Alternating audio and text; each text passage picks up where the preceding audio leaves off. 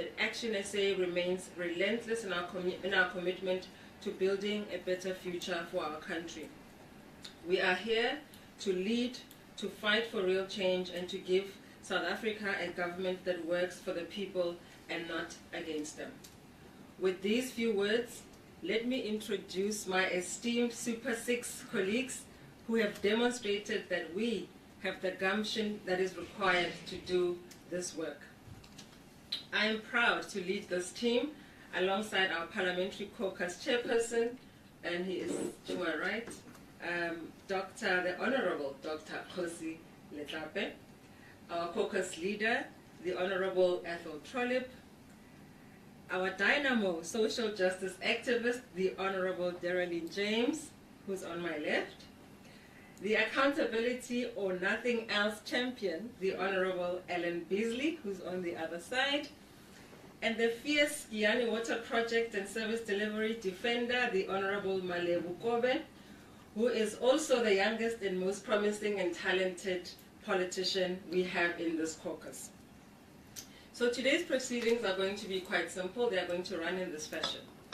First, we're going to have the Honorable Ethel Trollip, who is our caucus leader, as previously mentioned, and he will tell us in detail why we are here today. He will then be followed by the Honorable Ellen Beasley.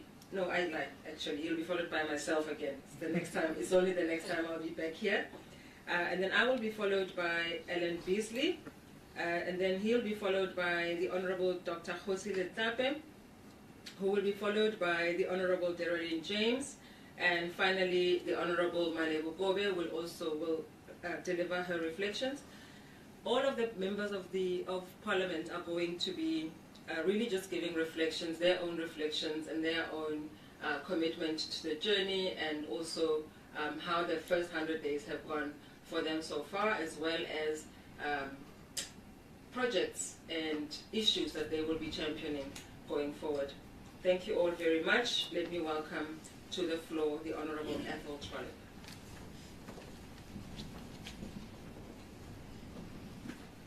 Very dramatic. You're very yes. Thank you very much. Our party chairperson says very melodramatic with the wind. Well, the wind is hectic out there. Thanks very much for coming. As Lerato said, everyone will introduce themselves and give some reflection, so I'll start with that. It'll be very brief. I've spent 20 years as an elected public office bearer prior to coming to Parliament now in 2024. And it was an interesting time. I served in all 4 spheres of government: district council, provincial legislature, Parliament, and the local council in Nelson Mandela Bay. And I've come to the end of my political work, I thought, until Herman Mashaba and Michael Beaumont invited me to a meeting in Johannesburg and basically tried to convince me to come and join them to help them fix South Africa. I'll truncate that discussion because it was a long meeting and a long discussion. And at the end of it, I said to Herman Mashaba, thanks very much, but I've had enough. And his response basically was, have you done enough? And I reflected on that, the most profound political question I've ever had, on the way home. And I realized that I come from a broken province in a broken society, actually, and that I clearly had not done enough. And I found myself back in Parliament to make sure that one day when I do stop doing what I'm doing, I can say that I did enough. So that's an incredible privilege and a great challenge to me, and I'm very happy to be fulfilling it back in Parliament. What I found very attractive to join this party, ActionSA, was Herman Mashaba and his pioneer colleagues started this party through a people's dialogue and got many South Africans encouragement to start something new, to offer those homeless and disillusioned members of other political parties something different. And I'm, as I said, honored to be part of that something different, and we're going to talk today about what it is that we offer that is different. We came to Parliament with 6 members, which is less than what we expected, but more than what many other political parties that have been around for 30 years have in Parliament. So it was disappointing somewhat, but what hasn't been disappointing is the caliber of colleagues that I serve with in Parliament. and our work to date has not gone unnoticed. So I'm going to run through what we have achieved, what we're focusing on doing in the future, and this statement is available to you.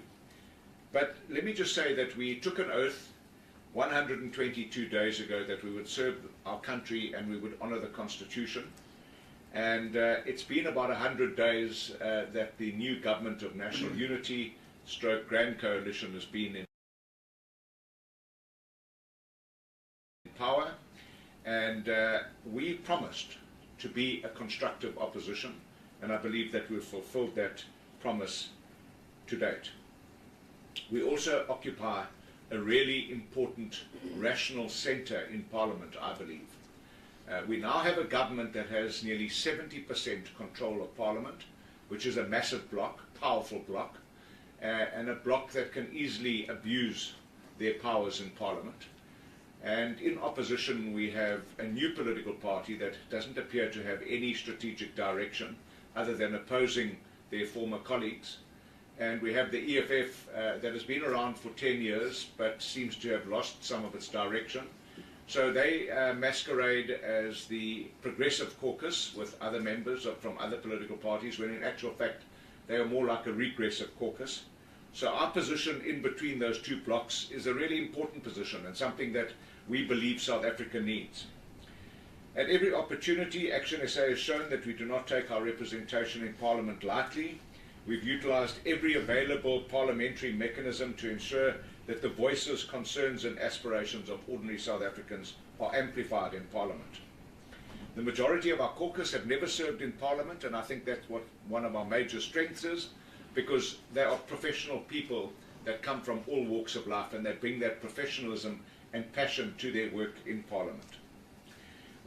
Our caucus has made presentations or representations in every committee, where members simultaneously scrutinised annual performance plans, budget presentations and making submissions on multiple committees. Each one of us serves on 2 committees, but as you know, you cannot be in 2 places at once, but some of us have shown that you can almost do that. Dr. Lethape, I think, attended every one of the budget committees, and he made a profound impact and has now become a household personality and certainly a parliamentary personality. We've committed, as I said, to being a constructive opposition, and our voting record on the July appropriation cycle demonstrates our balanced approach. We supported 26 budget votes while maintaining principled objections to 15 of them. I overheard one of the members of the GNU actually commending us in a sitting where they said, now that's proper opposition, where we didn't, like other opposition parties, oppose every budget. We supported those that we could, and we opposed those that we couldn't. And I think that's the role of an effective, constructive opposition. When you consider our relative size, we have written 100 questions to the executive for their reply, and it demonstrates that we have maximised every limited opportunity for questions provided to us by the parliamentary rules. ActionSA has been present in every parliamentary plenary session. We've posed questions to every cabinet cluster during executive question and reply sessions, and used every opportunity available to us. And I think that's the yardstick of a good opposition party. You might not be able to reach everything, but you must use every available opportunity. We have coined the phrase that we are the Super Six, and our president told us we must come to Parliament and perform like we are 60. I mean, that's one hell of a yardstick and challenge, but we have done well, I believe. Since our election in the 7th Parliament, ActionSA has made a number of key observations about the work of Parliament and the need for urgent reforms to improve its functions as the bastion of democracy. The true measure of Parliament's effectiveness lies in holding the executive to account. And when the executive adopt adversarial postures, it's up to us to counter that and do whatever we can to prevent that kind of political majoritarianism that we've seen for 30 years in South Africa, which still prevails, incidentally. Of concern is the urgent need for the Deputy President, who is the leader of government business, to make sure that we hold him to account, and to make sure that the ministers who come and answer questions in Parliament come properly prepared and give us proper answers. Unfortunately, we've seen the bad habit of simply giving rudimentary, cursory responses in Parliament continuing even in the 7th dispensation. To address the fact that the current executive isn't accounting properly, we will continue to ensure that we are active participants in both Parliament's Programming Committee and Rules Committee, and will further engage with the Speaker to ensure that these matters are remedied so that we can maximise our effectiveness. In that regard, our Chief Whip, Lerato Ngobeni, plays a very significant role. She has a strong track record of management and leadership in her previous life, and she has displayed that magnificently in those committees. Over the last 3 months, ActionSA has shown a fierce appetite for holding the Grand Coalition to account, and this includes leading the charge to hold the Minister of Justice accountable, writing numerous letters to the President, the Public Protector and the Speaker. And I want to just say in that regard, it's sometimes very difficult to do the right thing, but you have to do the right thing if you've committed to doing that, and we will hold this Minister to account to the very last opportunity that we have. We tried the President, no response. We tried the Speaker, no response. We tried the Public Protector, no response. We've laid criminal charges, but we're not going to stop there, because on Thursday this week the President's coming to Parliament, and I'm going to be asking him what he's going to do about his Minister who has this cloud of controversy hanging over her head. We have, in various committees and through direct correspondence with ministers, our members have interrogated departments and state functionaries, focusing on ensuring that we elevate the issues impacting our communities to the responsible authorities. This work has ensured that South Africans have direct access to government. Last night, Dereline James told us that she had championed the fact that in Eldorado Park, where she comes from, there were no police vehicles. She tells me that on Tuesday, 2 brand new police vehicles will be delivered to the Eldorado police station. Now that's the kind of work that proper MPs do. They don't just point fingers, they make sure that where there is a deficiency, that the deficiency is addressed, and that is the kind of work that we expect from each other in this caucus. Recently, Malebo Kobe joined the Minister and the Deputy President in Guyana, in Limpopo, where she comes from, because the people of Guyana have not had water for many, many years, and the project costs have ballooned out of complete, I don't know, sanity to something incredible, yet they don't have water. They don't all have water. The Deputy President was trying to tell us about the fact that the people of Guyana have water. It's not true. Some people in Guyana have water, but the whole Guyana community still does not have water. Our members have shown a passionate commitment to their portfolio committees, and this last week doing oversight was an eye-opener for them as new members of Parliament, and they have realised how important it is to actually go and see for yourself what's happening on the ground. Our immediate priority in Parliament is around ethics and accountability. Ethical leadership is a key tenet of ActionSA, informed by our belief that you cannot build a house on unstable foundations. Our arrival in Parliament has revealed that the rot runs much deeper than we ever anticipated, with profligacy and excessive perks indicative of a system that has departed from one of public service to one that prioritises self-service and extravagance. And what has become apparent is that even those political parties who pretended to oppose this profligacy previously have succumbed to it and moved into it rather seamlessly and comfortably. So we will be looking at updating the ministerial handbook that is related to our bloated cabinet that costs this country more than R1 billion annually, and we will make sure that the necessary changes are brought to that. Our Chief Whip, Lerato Ngobeni, is also making sure that we will address the issue, the lacuna that has arisen with people that are compromised being elected to Parliament. We want to make sure that people who are compromised beyond bankruptcy and non-rehabilitated insolvency, or people who have been sentenced to jail for more than a year, that it includes people that have been impeached from high public office serving as members of Parliament. So Lerato will be driving that in Parliament, because there is a conundrum currently around Dr. John Hlophe and Member of Parliament Mkhwebane from the EFF. To this end, we have already written to the Parliament's Joint Constitutional Review Committee to call for a thorough review of applicable legislation, rules, frameworks to ensure that eligibility standards for public office bearers are consistent and transparent. Some people didn't understand our press statement in this regard. We want to make sure that we do not have members of Parliament that are compromised, rather than having a debate whether a compromised member of Parliament can attend a committee or not. That is ex post facto. We need to make sure it doesn't happen. Our medium-term priority is focused on fighting deep-rooted corruption in society and in government.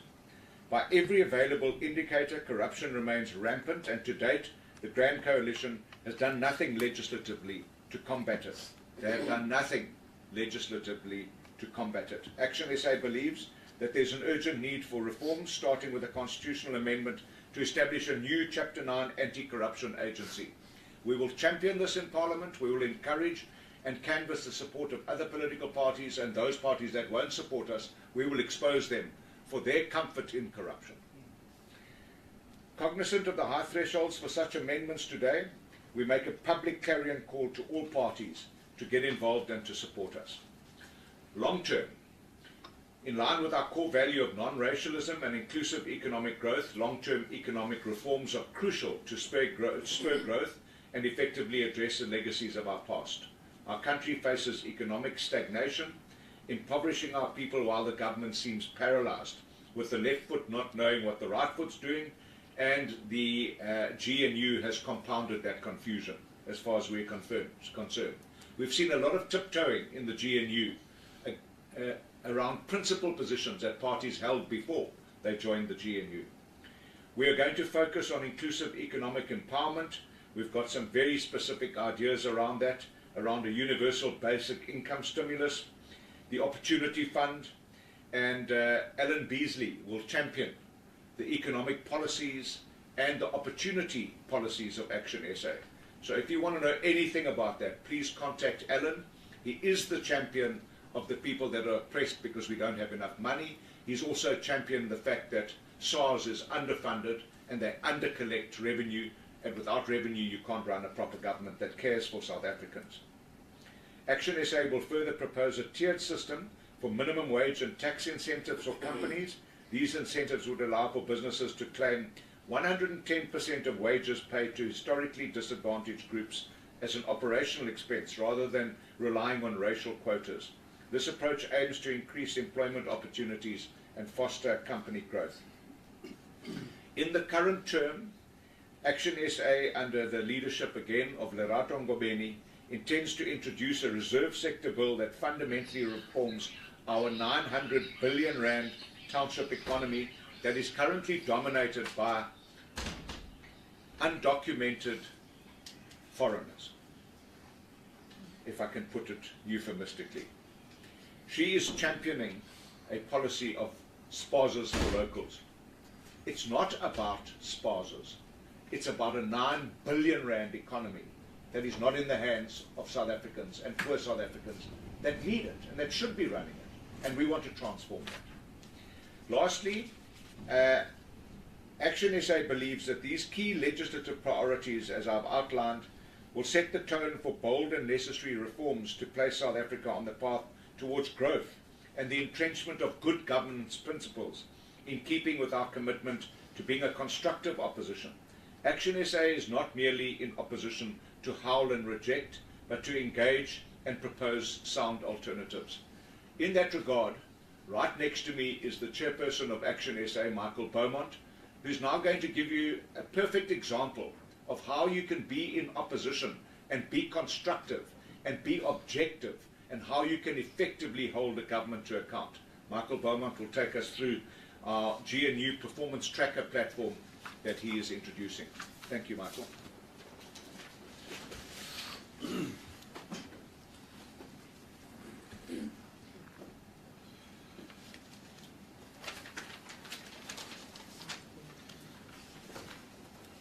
Right, I think everybody knows that I'm not you, so you can definitely take that. Greetings and welcome to members of the media, my colleagues from ActionSA, and most importantly, those South Africans following these proceedings from home. I think you'll all agree with me when I say Parliament has become a place where the opposition has died in South Africa. And this is why we have such incredibly important work to do for ActionSA. And I'm reminded of a very important quote that was attributed to Winston Churchill in the Second World War, when it said, "Never has so much been owed by so many to so few." And when you think about the work that these 6 members of Parliament are going to have to do in holding accountable a colossus of a 70% GNU, I think that saying becomes entirely apt. I want to remind colleagues here that ActionSA is not outside of the GNU because of an accident. We took a very conscious decision not to join the GNU, and we conveyed that decision to the ANC at the time, after the 29 May elections, to say that we are deeply concerned about what happens when the opposition gets co-opted into government. What happens when the watchdogs are now driving around in German sedans with that soft leather, and they aren't able to be the watchdogs any longer? Because if you believe that power corrupts, well then, my goodness, 70% power is going to corrupt most absolutely. And this is where we need a strong opposition in South Africa. And as Athol, my colleagues, already indicated, that opposition is going to have to arise from a 6-seat party, because it's not going to arise from the official opposition or the EFF. We need a constructive opposition in this country. I think it's important to note that the 9th of October last week marked officially 100 days of this GNU, Grand Coalition, depending who you talk to. And it becomes necessary for us to take stock as a country. And one of the reasons why it's become necessary is you can't deny that there's a national optimism.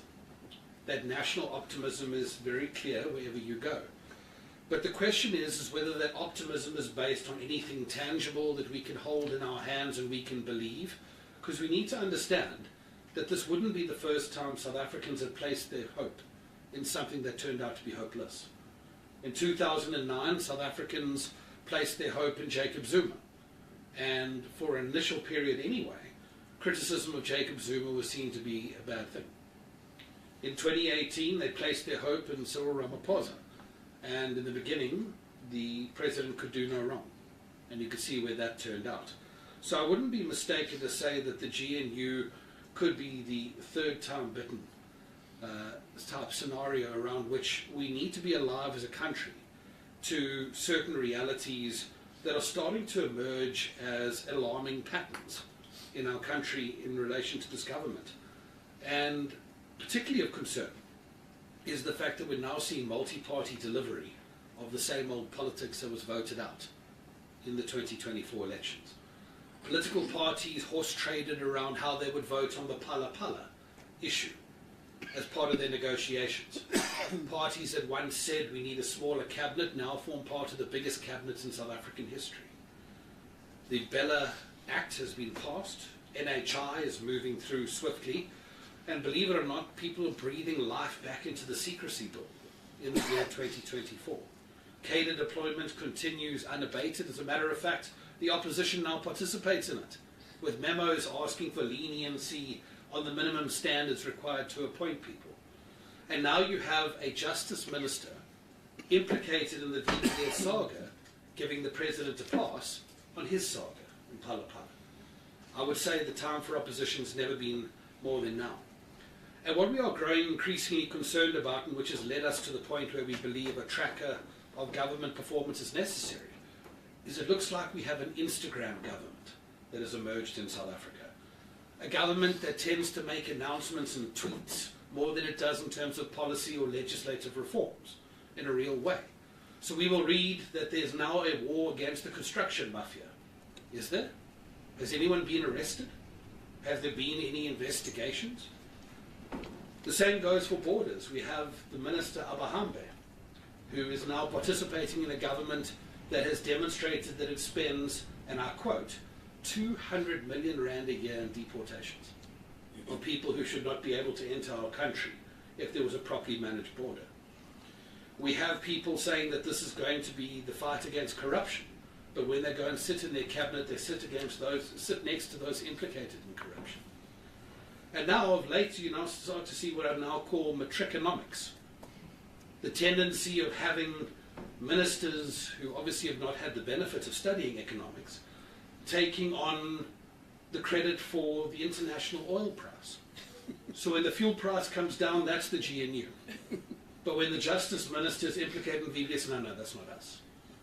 You can't have it both ways. You can't be fish and fowl. You have to stick to your principles. And I think what we're seeing is a real concern that in the place of real reforms that we should be seeing, we're seeing short-term gains of claiming credit for things that do not belong here. The difference between correlation and causation. The fact that something happens while you're here doesn't mean it happens because you are here. And I think the biggest concern that we're seeing right now is the silence around the July policy Lekgotla. We were told that this grand coalition was going to a Lekgotla in July to announce policy reforms. And ever since then it has been radio silence. What reforms have emerged? Which direction is our economy going to go in? How are we going to defeat crime in our country with reforming our criminal justice system? These issues are just silent. And that's why the work that we are doing is so important in announcing this tracker today.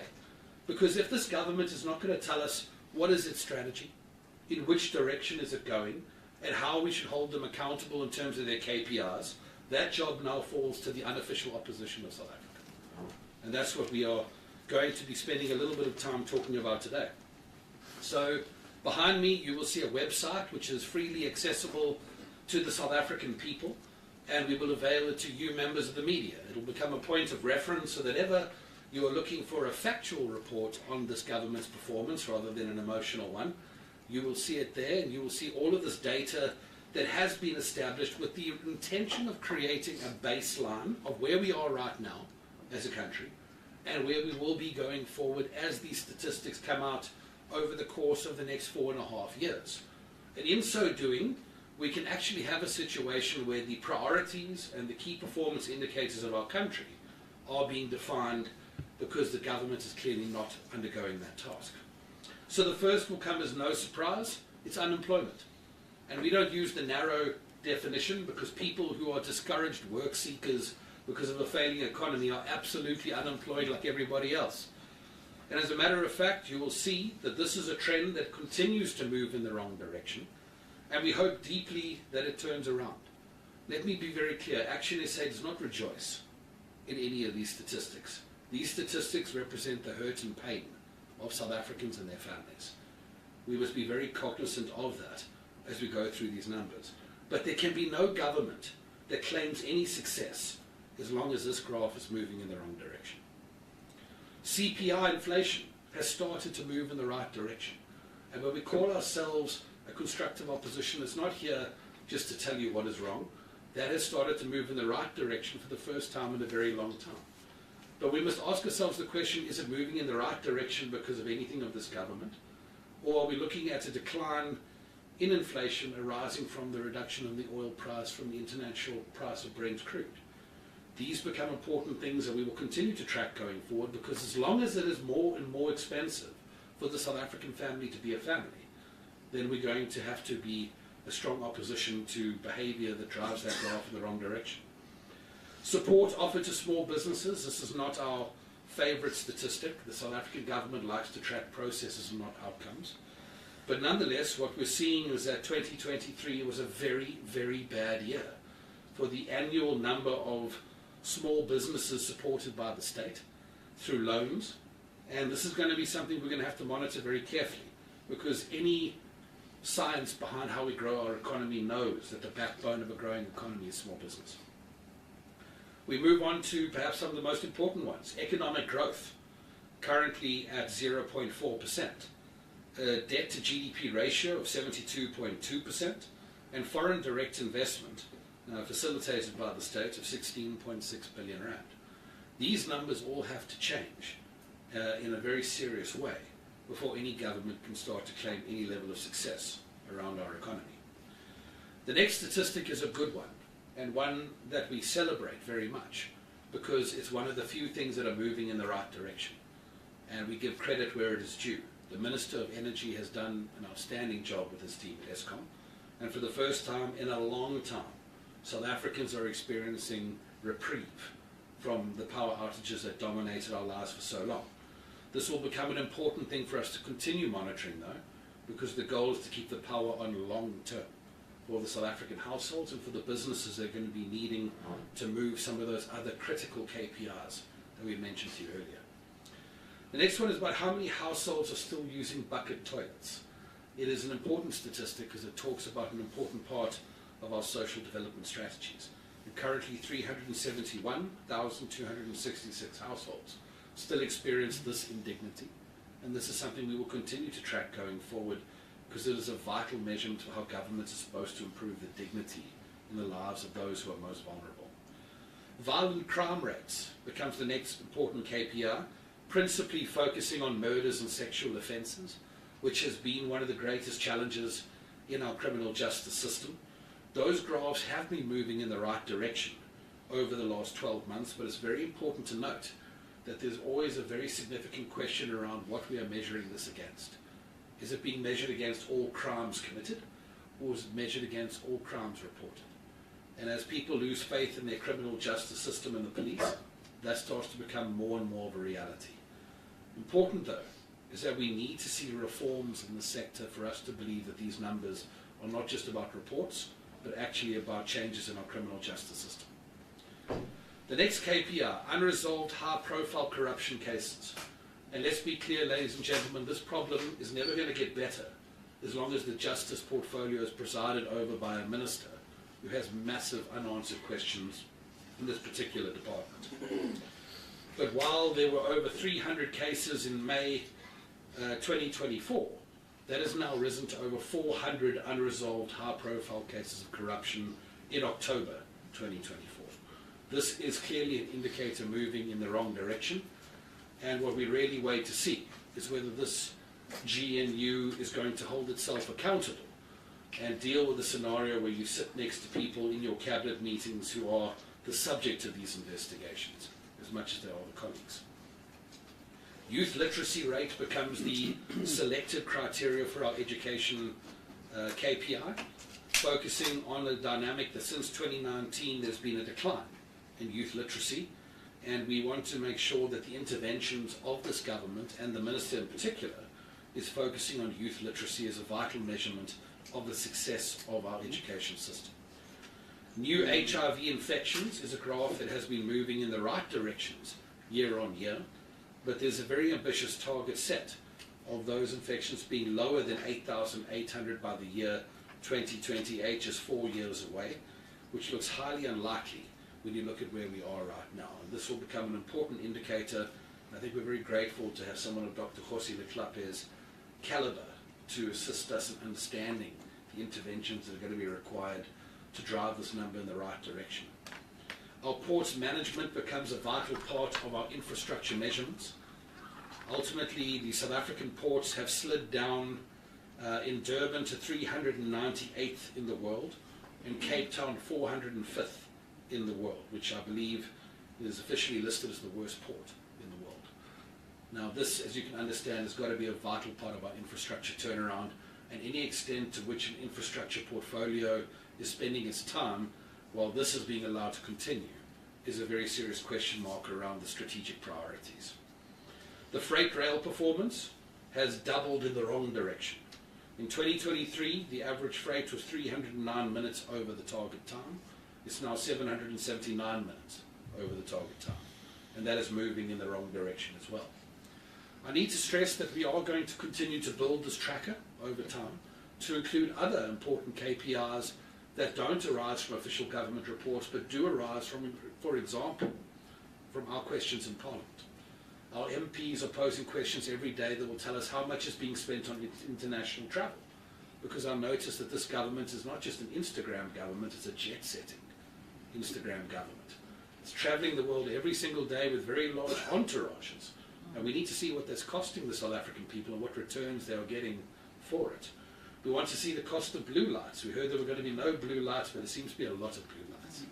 We want to know exactly who is using those and who is not, and we already noticed that our parliamentary question to find that question out was refused. They would not tell us the answer as to which ministers are and are not using blue lights. Now this is supposed to be a government that is reforming our country but that is the kind of Stalingrad style politics that we thought we had done away with in South Africa a long time ago. I wonder if all those people who supported parties in this GNU would support the idea that we can't find out who's using blue lights and who's not. Interesting, huh? I think the important point to say is this. If you are to grade this grand coalition government in its first 100 days, the grade would be an E. Because there has been no strategy direction in our country. There has been no revision of the NDP. There's been no setting of national priorities. As a matter of fact, it looks like individual parties in the coalition are setting their own priorities, separate from government. Can you imagine? There is not a clear set of outcomes-based KPIs so that we can all understand what is the scoreboard. We need to understand what the priorities of our country are and where we're going to invest in change. And in the process, what are the non-priorities from which we must take money so that the priorities get funded. But at the same time, you've got to tell the South African people, what is the scoreboard? What are we measuring? If these are the strategies and priorities, what are we measuring to determine what success and failure looks like? And the fact that this government is continuing, where others have before it, to operate in a manner that is not wanting to be held accountable, that becomes a very serious concern. And what about the policy and legislative reform agenda? Because all the tweets and Instagram posts in the world are not going to change the fact that government operates by policy and legislation.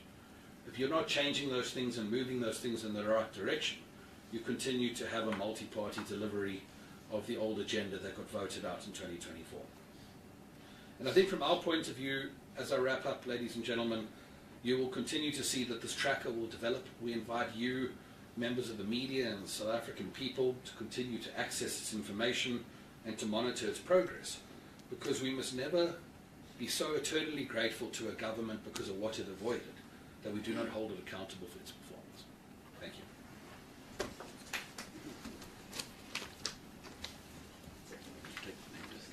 Oh, musical chair.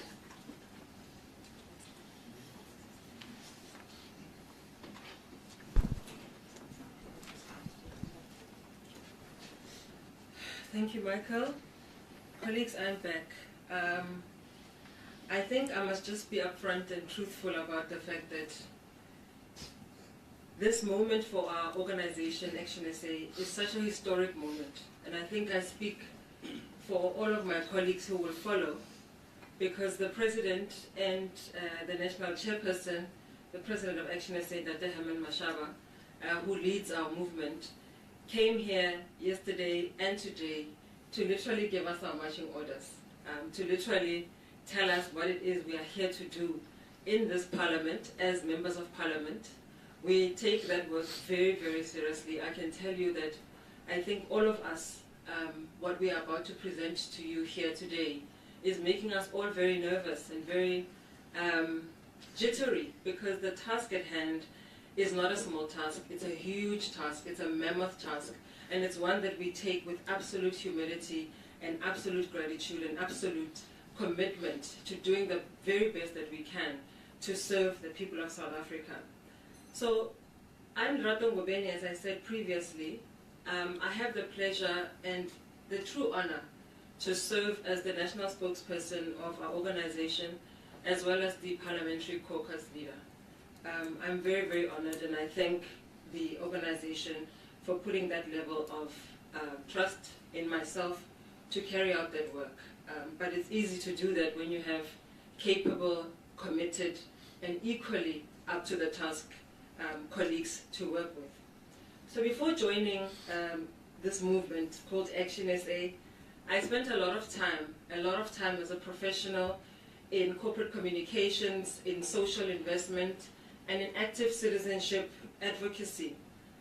I was one of the people who started a program called Civics Academy, and this was to ensure or help South Africans, particularly young South Africans, be active in the politics of our country. Because I remember when I was a student in politics, I used to have a political science professor, Dr. T, who used to say to us, if you don't get politics, politics will get you.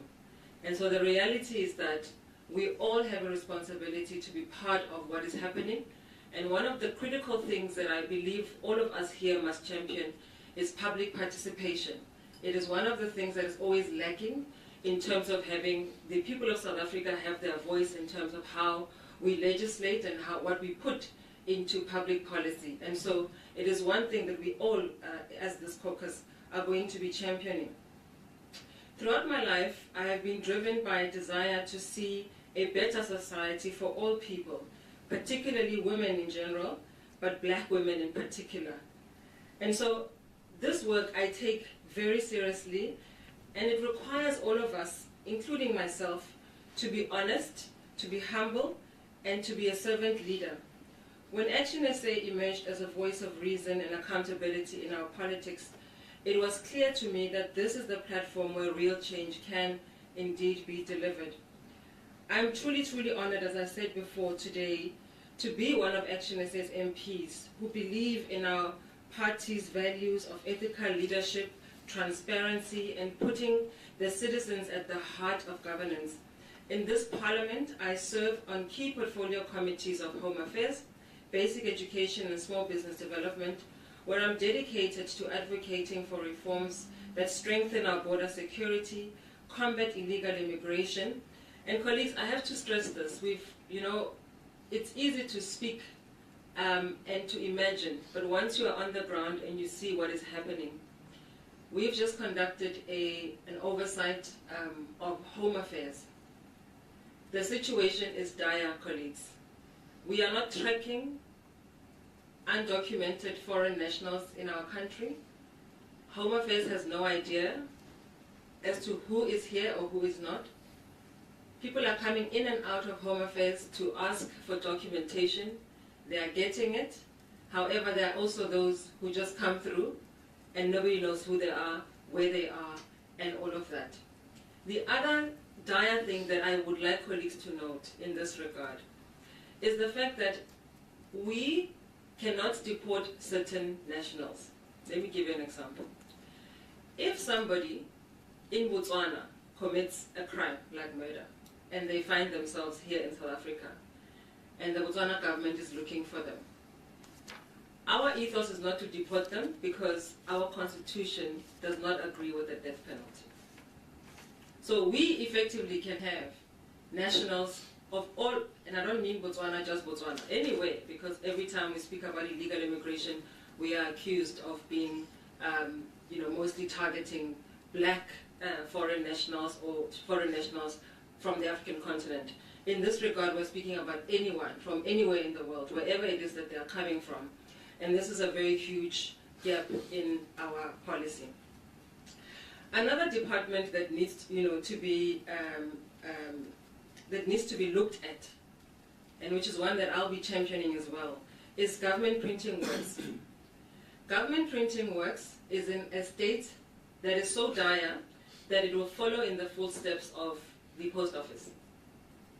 What is going on at government printing works is an absolute disaster, and we need to make sure that we can follow up on what is going on in that entity. The other one is the State Information Technology Agency, the SITA. These are folks that are responsible for everything digitally that happens at the Department of Home Affairs. And in every department, in every meeting, the SITA is a problem. And people need to look at that. And so during this 5-year term, I'm going to be relentless in pursuing issues that impact everyday South Africans. I always talk about the women waging war on poverty, unemployment, and gender-based violence in the Northern Cape. If there's one province that seems to be forgotten, it is the Northern Cape.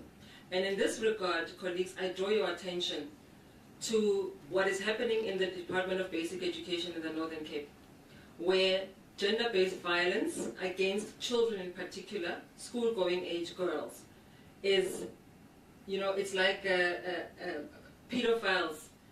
When they are found, they just get remunerated by being taken to another department or another school. This is what is happening in the Northern Cape, and this particular group of women is fighting against that. Our caucus leader has already let you know, and I think now I'm going to formally let you know that I am known as the Spaza Queen. And this is because I'm unapologetic about the fact that some sectors in our society, particularly plaza shops and SMMEs, must be reserved for South Africans. And we are going to be driving this through the campaign that we started earlier this year called #Plaza for Locals. We are absolutely unapologetic about that, because it's not enough to say Abahambe. What must replace it? We want to champion the fact that South Africans must be capacitated, enabled to be able to fill that gap when those people are removed from our communities. And you've seen the disaster that has happened in Naledi, in Soweto. And so lastly, finally, colleagues, I want to say that there's absolutely no sense in the fact that our townships must be run over by undocumented foreign nationals. And so my objective is to leave Parliament with laws and policies that put South Africans first, and I'm unapologetic about that. We want to improve our education system, we want to defend our borders, and we want to safeguard our democracy. And so finally, I hope my contribution will help pave the way for a truly inclusive and prosperous South Africa. And I thank you all for your indulgence. Thank you so much. The next person who will follow, I believe, is the Honorable Ellen Beasley.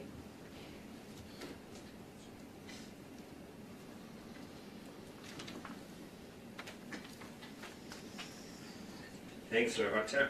So just a bit of background, I'm a chartered accountant with a master's degree in development studies. I've been in business most of my life, and several years ago I co-founded a philanthropic private equity company which has and continues to do amazing work. My main driver for putting my hand up to be a member of Parliament was to be a voice for the unemployed.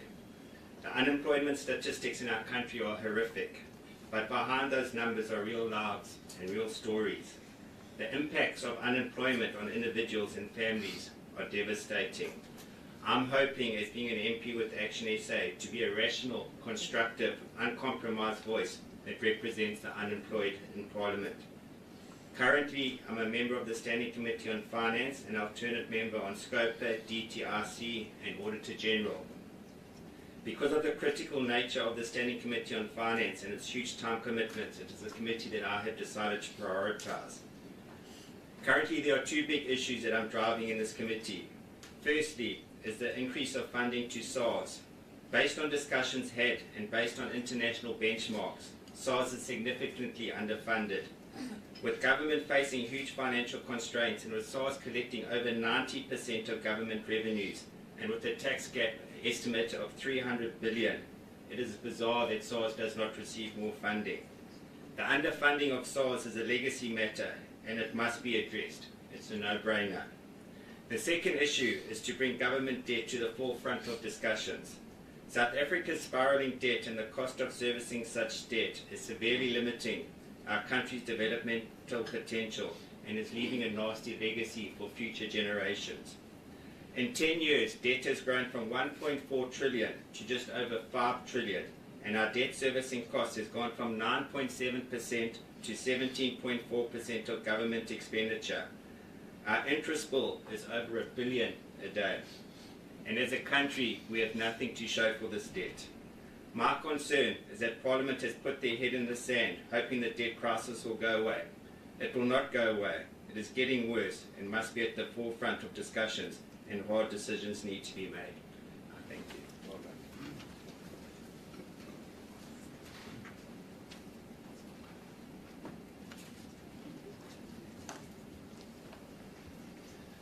You see, I told you we were nervous. Who's next? Dr. Letlape. Colleagues are not coming back. Dr. Letlape will come, followed by Geraldine James, and then after Geraldine, Malebo will close. Thank you.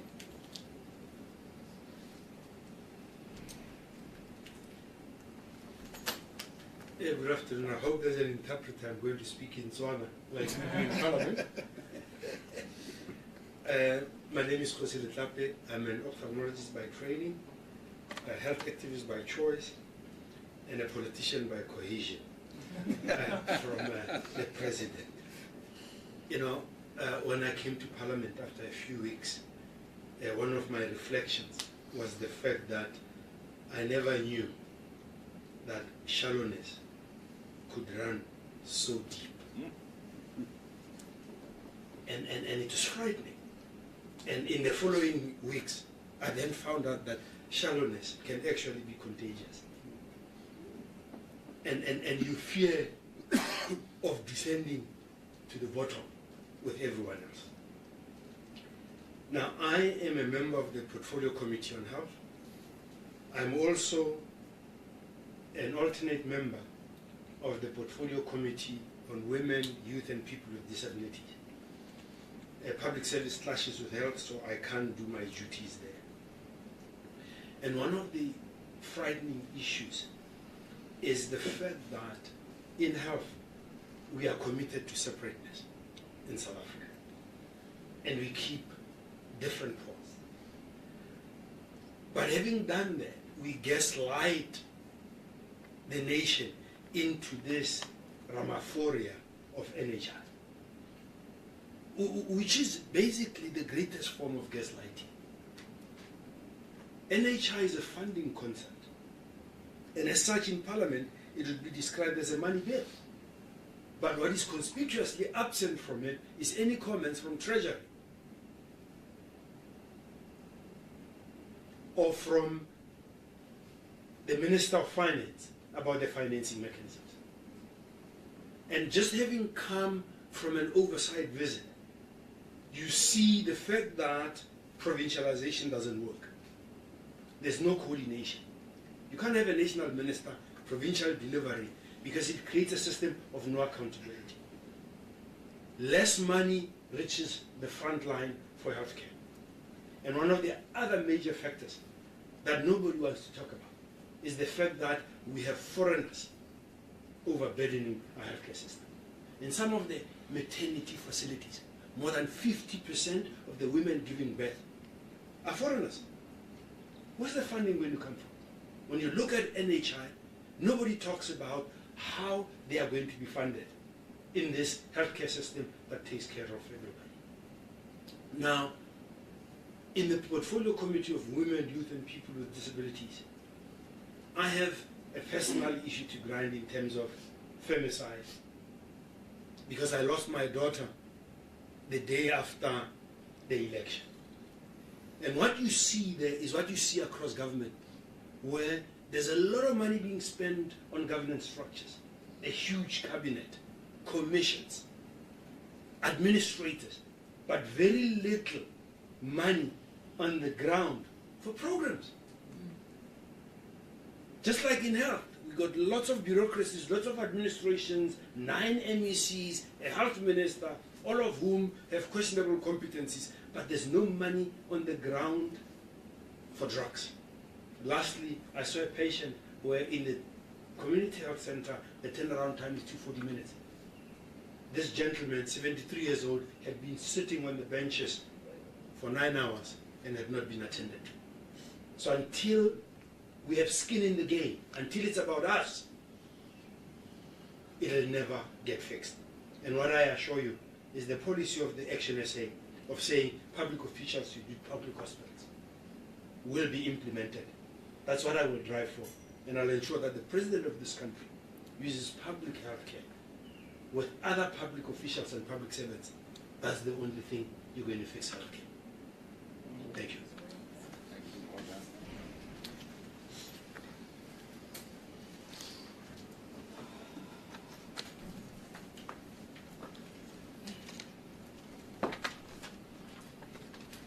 Thank you so much. Devlin James. Devlin James, anti-drug and social activist always. Fellow South Africans, ActionSA leadership, members of the media, I greet you in the name of servanthood. In my maiden speech in Parliament, I said that while I may be new to Parliament, I am not new to the challenges faced by many South Africans. Hence, it's been 100 days of the voter's voice, the ordinary voice on the ground, finally finding expression in Parliament. And as I always say, based on what I've observed, so kan dit nie aangaan nie. Allow me to reflect on the 3 portfolios in which I serve: Portfolio Committee for Correctional Services, Can Prison Be Prison Again? An ActionSA stance that I continue to drive. Over the past week, we've conducted oversight at several prisons, and what I saw was really shocking. With foreign nationals, undocumented foreign nationals, taking up space, contributing to the overcrowding of almost over 200%. That is ridiculous. When I asked why is this the case, we were told that we need to consult these criminals first, and based on their permission, only then can we deport them. I also want to reflect on the Portfolio Committee on Police. Now, there's no need for me to highlight the many challenges. As South Africans, we are subjected to these heinous crimes daily. My message to the Minister and the National Commissioner focuses on the lack of resources at community police stations across South Africa. It is sad that at my oversight visit in my community where I hail from, there were only 2 vehicles servicing that community. I made a few calls, and I believe that those vehicles will be delivered this week still, and that's what it's all about. The work in Parliament isn't as much working in Parliament, it is staying connected to the people on the ground and actually making impact on the ground. I always say that we have so many shortages and lack of resources at our police stations, and those vehicles don't get exchanged. The only vehicles that gets replaced regularly are the vehicles of this bloated cabinet and of the ministers. How sad is that? On time, and even get replaced with brand new vehicles. Social development, no secret, the only department where people actually get promoted for corruption, where people get moved from one department, from provincial to national, if they are found guilty. We have called, I have called for all of those people who has been on leave for more than a year, especially in Gauteng, to come and account to Parliament as a result of their unethical behavior. We saw that the food bank in Gauteng, imagine the state of this country, and a food bank closes down as a result of unethical officials, and we say it is business as usual. It's not going to happen. I can go carry on with my observations in the portfolios that I serve on, but I want to say, although I can say, you know what, I remain committed to giving my 100%, and I've really done my best. But I cannot say that it ends there until we hear the ordinary South Africans say, you know what, we can feel the impact of the work you are doing. Only then can we say we have worked to serve this country. I dedicate these remarks to the 4 youngsters that were gunned down in Reiche Park 2 days ago. It shows the state of our police and the state of this country. I thank you.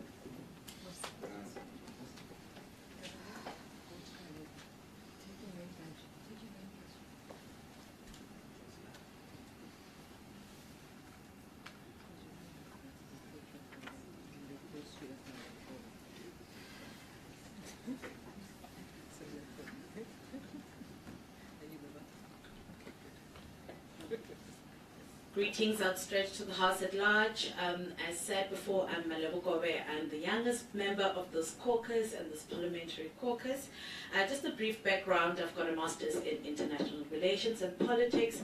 I have worked in various sectors, including the water sector and rainwater, and also I founded a charity where I assist child-headed households. And just before this, I was the spokesperson in the Limpopo province of ActionSA, right before taking up this responsibility of being in this parliament. See, I'm proud to be here to account to the people of South Africa with the work that they've entrusted us. And it comes at a time where we've just concluded our first oversight, which was an eye-opening experience. I mean, beyond this August House and beyond the debates that take place in the 7th administration, we got to interface and really see the work that we do that translates into the daily experiences of our people. Now, the committees that I serve on are the core face of services on water and sanitation, public works and infrastructure, and transport. And as the youngest person in this caucus, I'm honored to be given this responsibility to serve people, but in particular young people, in ActionSA's long-standing efforts to address critical infrastructure challenges, improve access to clean water and sanitation services, and enhance the country's transport systems. Now, the DPWI, which is Public Works and Infrastructure, has shared its vision to make South Africa a construction site. And I happily welcome this in my maiden debate. However, it has become glaringly clear to me that before any construction can start in this country, we need deep institutional reforms. The procurement needs to be reformed. It cannot be that we continue to award contractors that only have capital and financial muscle but lack capacity to complete the simplest of tasks. There needs to be political will to institute consequent management for contractors who abandon projects and officials who are found guilty of malfeasance. We need to confront decisively rampant project delays that are costly to the public purse. As it stands, it costs the public 13 billion rand for these projects that are delayed. Now, Public Works and Infrastructure, as the country's biggest landlord, needs to reclaim hijacked buildings, which we believe need to be repurposed for better public services. And finally, in the spirit of not leaving anyone behind, I will continue to champion the reformation of the EPWP program, which affects young people. In its current form, we believe that it does not provide sustainable solutions to the unemployment crisis. The DDG of EPWP has already expressed interest in working with us together, and I'm excited for this opportunity. As you know, transport is the lifeblood of this economy, and when people can move quickly, cheaply, and safely, our economy grows. However, there is much to be desired. Just this morning, the trains were delayed by an hour and a half in the mother city, causing havoc on our roads and for commuters. I will continue my stringent oversight of entities like PRASA to ensure that they stay on track. And finally, when I do my reflections, I think back on 2 years ago in my home province in Limpopo under ActionSA when we started driving the issue of the Giyani Water Project. And just a month ago, we returned back to Giyani with the Deputy President and the Minister. And this time I returned as an MP, and we witnessed the first 9 batch of villages receive water reticulation in their homes. And by the end of December, we're envisaging that 24 villages will be opening their taps. There's this kind of work that ensures that we continue to fix the lives of South Africans and inspire change. And I'm hoping that in the 7th administration, I will be able to do that within these committees that I serve. Thank you.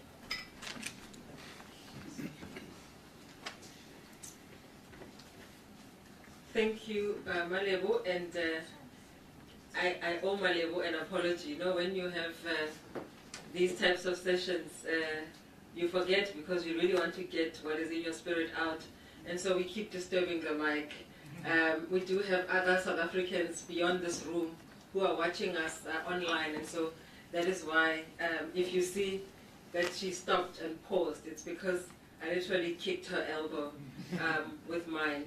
And so thank you very much. I think it's very clear, the delivery of the colleagues, and I hope that the message that they had brought to you here this morning really demonstrates the fervor and the commitment and the determination that we all hold to do this work. With that said, I'm going to now welcome the President of ActionSA, Mr. Herman Mashaba, a leader who I think all of us are very proud to be led by. The work that you do, sir, really inspires us, and the commitment also inspires us to be as committed as you are. I don't think I've seen anyone work as hard as you do, and as a result of that, we also are inspired to do more than what you do. At your age, I'm half your age, and so, you know, the fact that you can still run, at the speed that you run, means that we all can do it. And so, with those few words, I welcome you to the podium. Thank you.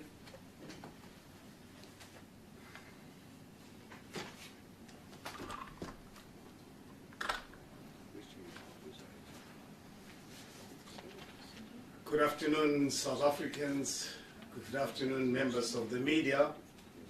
My Super 6 members of Parliament,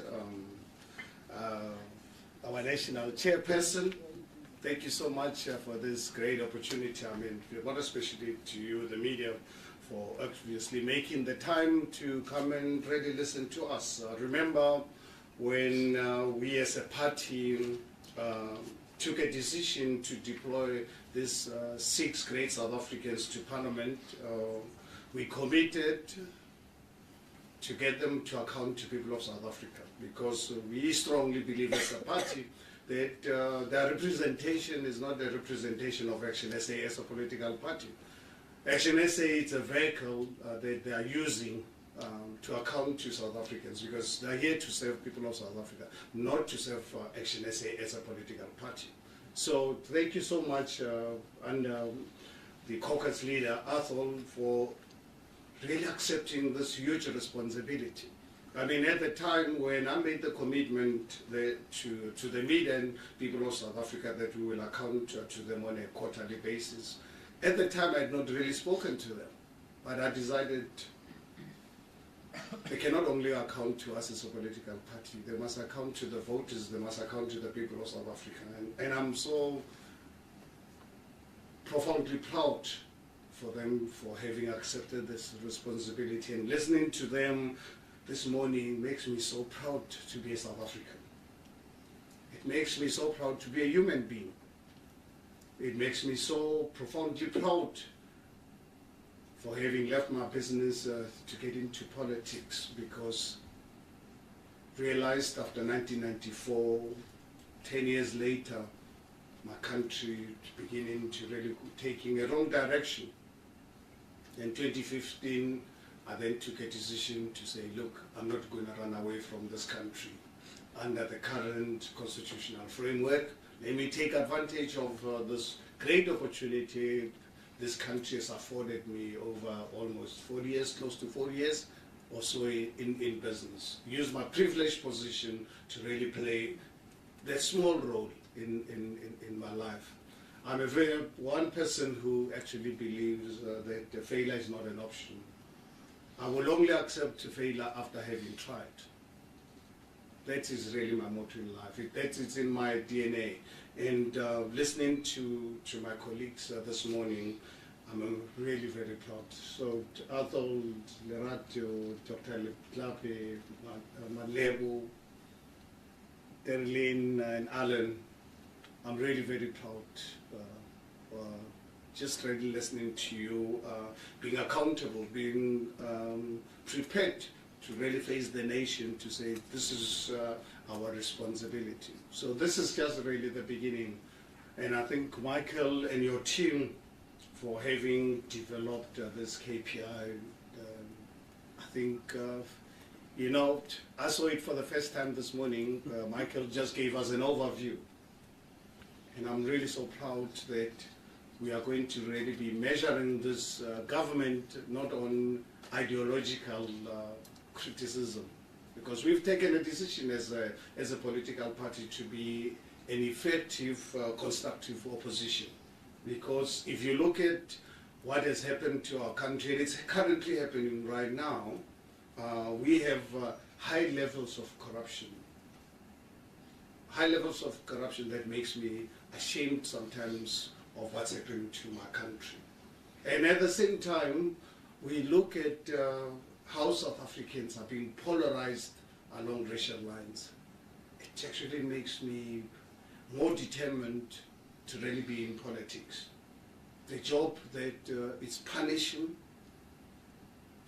really very seriously my personal liberties to completely compromise. But I think it's something really worth it for future generations. And I think if I look at the space that ActionSA has to play at a national level, crucial, because we cannot really develop this country with the levels of corruption we have experienced over the last 30 years.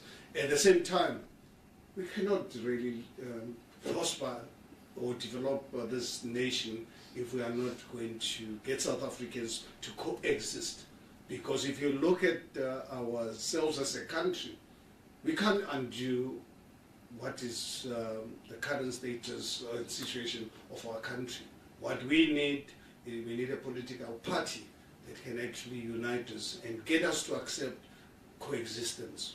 And that's something that we are unapologetic about as ActionSA, for really playing that this critical role. And I think and I believe it's important that I bring you up to speed with our participation in municipalities. As I've indicated, At national level, as a political party 4 years old, there's something that I think you guys need to really be aware of. ActionSA is only 4 years old. And I remember after the elections, because we had too much expectations, but reality dawned on us. We had the 6 superb members of parliament. Just for your information, ActionSA, 4-year-old party, we are represented by 101 public representatives in all 3 spheres of government. We achieved this in 4 years. As much as yes, we were devastated when the results came out. But on reflection, a few weeks down the line, we realized, my goodness, we are only 4 years old, but we are represented in all 3 spheres of government. And as you've just really noticed, the last few weeks, with the latest development yesterday in the city of Tshwane, our executive mayor announcing her executive team. It's a new political party, only 4 years old. When some people had already written our death warrant, we've really bounced back. We are now leading the capital city of this country. Put together a team that we are confident is going to turn that city around. The city of Tshwane is very important. It's unfortunate what really happened, but we had to do everything in our power. We have the constitutional right to defend ourselves, and that's exactly what we did.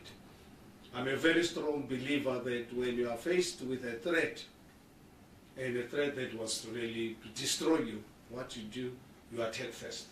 And I remember one incident in 1978, after writing my exam, visited my family in Orlando West, and my cousin was going to Bloemfontein to visit his family and asked me to accompany him.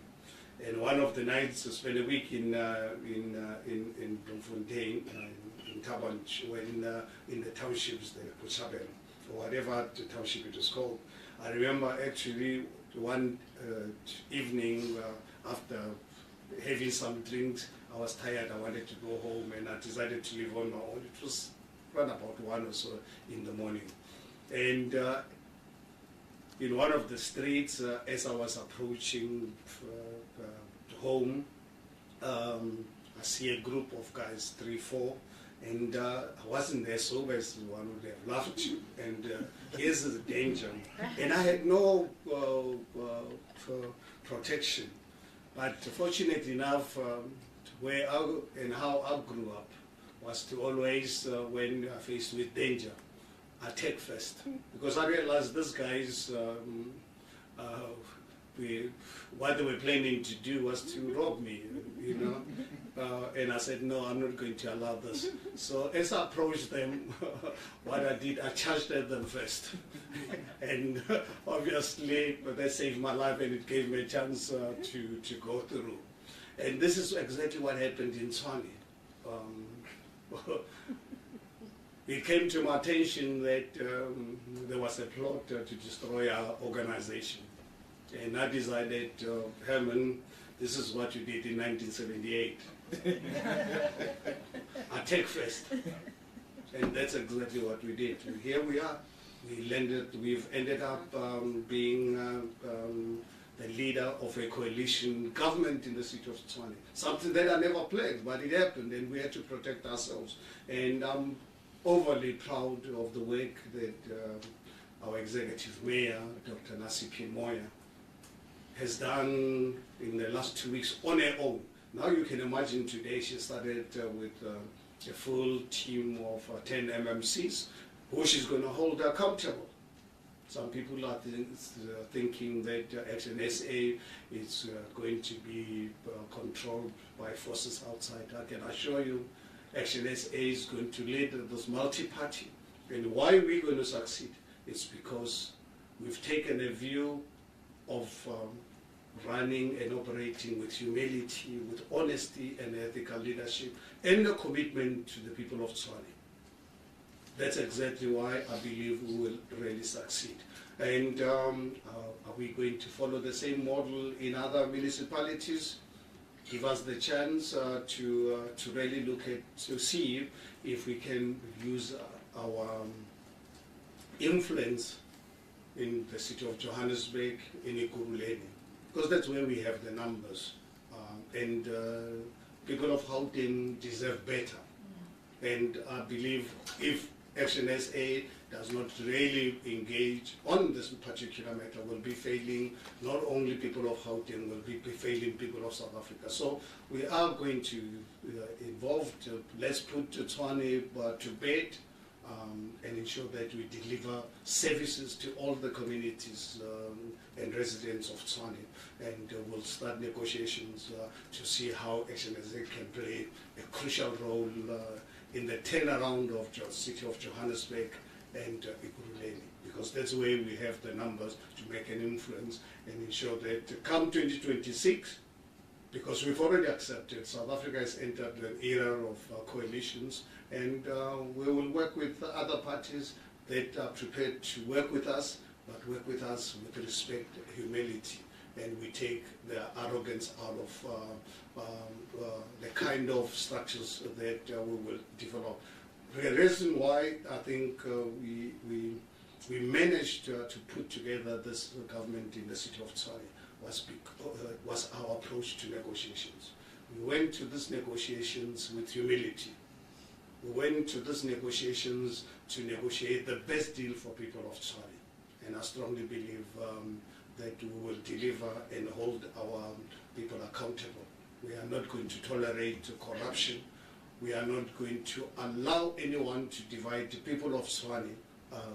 We are going to really be the vehicle that is going to unite South Africans through our governing measures that we're going to be putting in place in the city of Tshwane. So thank you very much to everyone who've really participated in this, and look forward to report back to you in 3 months' time again to take you through what these colleagues are doing in Parliament, very important institution to safeguard and ensure that it delivers for people of South Africa, create a better future for our children and our grandchildren. Thank you so much. Thank you, Dr.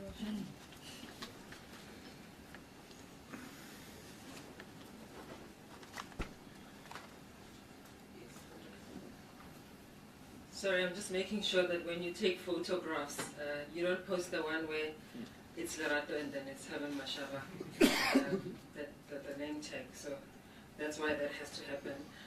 Thank you all so much. We've reached the end of our press conference. I am going to allow for questions, but before I do that, I really want to send a shout out and a thank you to our parliamentary staff. You know, without these guys, honestly, our capacity would be burnt out. I know for sure. All of us will be burnt out, and so it's really, really greatly appreciated, because the work that happens in the background keeps us on point, keeps us factual, keeps us committed to what we need to do, and holds also accountable in terms of our own performance as a caucus. So your work is really greatly appreciated. Thank you all so much. I'm going to open for questions now. Please do state your name, the media house you represent, and to whom you are posing your questions. I'm going to ask that we please don't send all the questions to Mr. Mashaba. You can see that there are 8 of us at this table, and all of us represent ActionSA, and we can all do so diligently. And so I will take the first round. If there's more, I'll take another round. So I'll take you, sir, followed by yourself, ma'am, at the back, and then do you have a question over there? No? Okay. Over here. And I'll take you in that order. Thank you very much. Oh, yes, ma'am. I'll take you. When did you put up your hand? Just before that? She was quick on the draw. Oh, was she quick? Okay, so we'll do 1, 2, 3, 4, and 5, 6. Sir, with the hat, you'll be the last one. 6 in this round. Thank you very much. Thank you, Lerato. Jason Felix from UC4. Just a question to Mr. Mashaba. And then a question to the parliamentary leader, Mr. Trollop. Mr. Mashaba, critics and analysts and all kinds of people have spoken a lot about the drama that you caused in Tshwane over the last week. Some have said that that you were a lapdog of the ANC and the EFF alliance and all kinds of unsavory things which we cannot mention here. But what is your comment to that? Because some time ago you've said that ActionSA needs to identify itself as a party on its own and move away from that stigma of, not maybe stigma, but maybe that picture of that you were DA light. I remember you spoke quite extensively on that as well. So if you could just maybe delve into that. And then just a question to Mr. Trollop.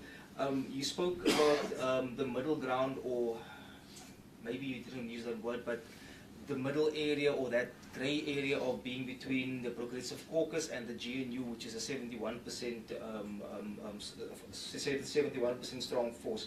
How will you successfully operate within that space? I mean, in Parliament, it comes down to numbers at the end of the day. You would know yourself as a former parliamentarian yourself. So just, if you could briefly just chat to us about how you plan to successfully navigate that space with the resources, and when I say resources, I mean the 6 people that you have in the legislature. Thank you so much. The Rational Centre. Lula Mamaya, SABC. Mr. Trollip, you spoke about laying criminal charges to the Minister of Justice. Just the clarity on that, because I've been looking and looking. Where exactly did you lay, which police station? And is it you, or like, please clarify who from the party laid those criminal charges? Secondly, you spoke about the president coming here to answer questions. I have not seen the questions to the president, but is there any question to him about the justice minister, so that you can follow up, because we know that follow-up questions depends on the main question that was asked. You can't ask a new question on that. Well, as I said, I have not seen the questions, but maybe if you can please indicate if there is a question to the president on what he plans to do about the Minister of Justice. And thirdly, speaking about people who say compromised parliamentarians that are serving here, actually it's a follow-up from my colleague. I mean, when you talk about numbers, ActionSA has 6 seats in Parliament, and you need majority to introduce reforms. How are you planning to do any changes around that? Thanks. Thank you. Go ahead. Thank you so much. My name is Dennis Dalport from Netwerk 24. I've got a question for the President as well as Mr. Trollop.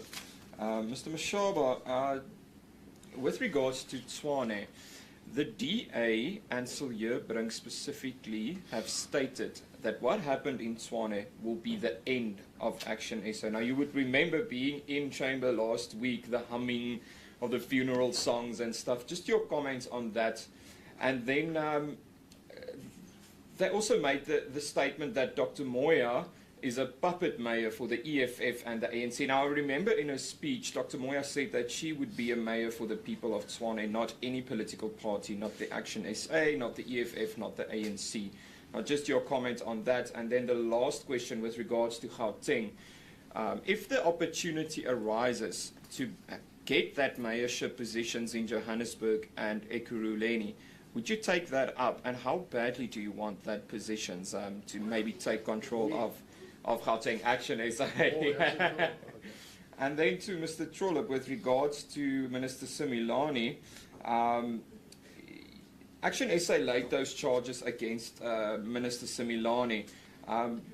Did you provide any evidence to the South African Police Services? And then I've also spoken to the presidency, and they confirmed to me on Friday that the president hasn't taken any decision yet on Similani. And I've just spoken to the Hawks as well, who say they are still investigating, but no update to give to the media. Why do we see this delay, and what is it that ActionSA want? Is it a resignation? Is it that she steps aside, or can you just elaborate on that? And then the NPA also confirmed last week that they will not prosecute the president or anyone in the Phala matter. Can we just have ActionSA's comments on that matter as well? Thank you. Thank you very much, ma'am. Sine from Daily Maverick. Sorry. Good afternoon, Sine from Daily Maverick. Just a quick follow-up on my two colleagues' questions. Given that ActionSA's caucus is only 6 people, practically, what are some of the measurable goals that you want to achieve in the next year, 2 years?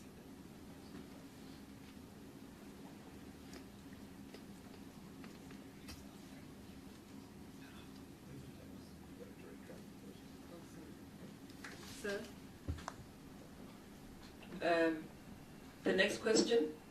Sir, in the hat. Oh, no, this one. Okay. It's my Mama trainer from the independent media. Mr. Trollip, you made mention of the ministerial handbook that it needs to be updated. What are the necessary changes you were talking about you would want to see made in the ministerial handbook? Thank you. Yes. Hi, I'm Mabano from Eyewitness News. And just clarity, will the CRC Constitutional Review Committee submission on compromised MPs, will that include a private member's bill or a legislation proposal to address this issue of this matter of compromised members? Because we know a few caucuses are littered with compromised MPs in Parliament.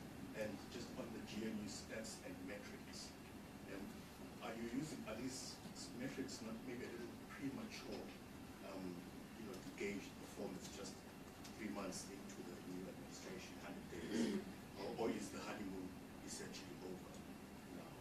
And Swane, just in conclusion, can be asked by anyone. I know some people are still grappling with how you reconcile jumping into the ANC in the capital and the EFF, and but you adopt this posture nationally on the GNU as an official opposition party that's not involved in any government. I mean, how do you navigate that when you try to explain to people why you take these contrasting kind of positions? Because Tswane is not just a local matter, it's of the national discourse. Thanks very much. We knew that would happen.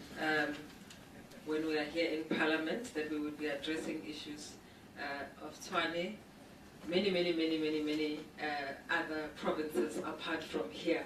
We knew that would happen. Shall I propose an order? Would you like to let me start. Mine are easy ones. Let me start. Let me keep the easy one first. All right. So I will have the president. I'll have the president answer the questions posed to him, followed by the caucus leader, Honorable Ethel Trollip, and then I will also allow the national chairperson to take a bite at the last question. Thank you.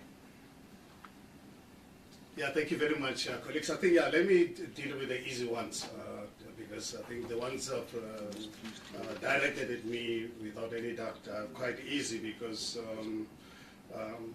as being called the lapdog of the ANC, we used to being called a DA light. And I remember when I was the executive mayor of the city of Johannesburg, I was called an EFF mayor. So I'm not defined by slogans, obviously, people already put on us. I really operate on the basis of what's actually quite practical in any given situation. I think I entered politics because of the direction my country was taking, really concerned with the deep levels of corruption, creating 54% of our people to live under poverty. And one, living in a constitutional democracy, that's why I decided to use my privileged position to participate directly in this brutal work. So, look, we're not going to be defined by other political parties who we are. We will operate in good faith and operate in the interest of the people of South Africa. And